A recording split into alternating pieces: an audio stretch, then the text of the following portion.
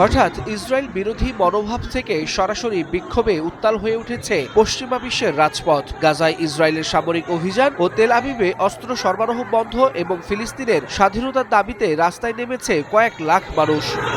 যুক্তরাজ্য, Spain, Germany ও Canada সহ বিভিন্ন দেশে একের পর এক বিক্ষোভে মুখরিত শহরগুলোর রাজপথ। যুক্তরাজ্যে বিশাল বিক্ষোভে অংশ নেন কয়েক লাখ মানুষ। বিক্ষোভকারীরা দেশটির সরকারকে ইসরায়েলে অস্ত্র সরবরাহ বন্ধের আহ্বান জানান। একই সঙ্গে ইসরায়েলি হেফাজতে থাকা ফিলিস্তিনি চিকিৎসক ডাক্তার হুসাম আবু সুফিয়ার মুক্তির দাবিও তোলেন তারা। লন্ডন সহ ব্রিটেনের বিভিন্ন শহরে ফ্রি প্যালেস্টাইন সহ নানা স্লোগানে গাজা ও ফিলিস্তিনের প্রতি সংহতি জানান বিক্ষোভকারীরা।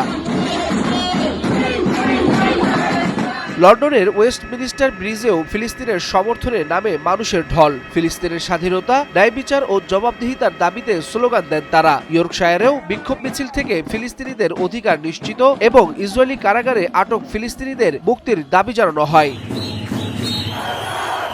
শুধু যুক্তরাজ্য নয়, জার্মানির হ্যানোভারও গাজা ও ফিলিস্তিনের প্রতি সংহতি জানিয়ে রাস্তায় নামে হাজার হাজার মানুষ। ঐক্য ও সংহতির বার্তা নিয়ে বিক্ষোভ করেন তারা। কানাডার রাজধানী অটোয়াতেও ফিলিস্তিনের সমর্থনে বড় সমাবেশ অনুষ্ঠিত হয়। পার্লামেন্ট হিল সহ শহরের বিভিন্ন সড়কে জড়ো হন বিপুল সংখ্যক মানুষ। এদিকে স্পেনের রাজধানী মাদ্রিদেও ফিলিস্তিনের সমর্থনে ব্যাপক বিক্ষোভ হয়েছে। ৯ আগস্ট হাজারো মানুষ মিছিল নিয়ে রাস্তায় নামে। তাদের কণ্ঠে ছিল ফ্রি প্যালেস্টাইন ও গণহত্যা বন্ধ করা সহ বিভিন্ন স্লোগান। গাজায় ইসরায়েলের সামরিক কর্মকাণ্ডের প্রতিবাদ জানিয়ে ইসরায়েলের বিরুদ্ধে জবাবদিহিতার দাবিও তোলেন তারা।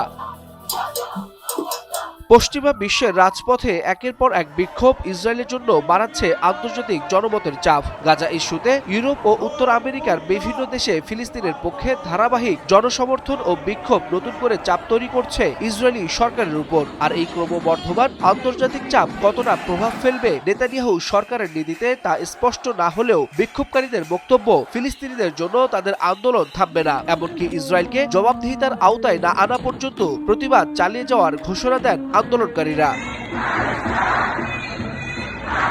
Waliul Hasnat, Times today.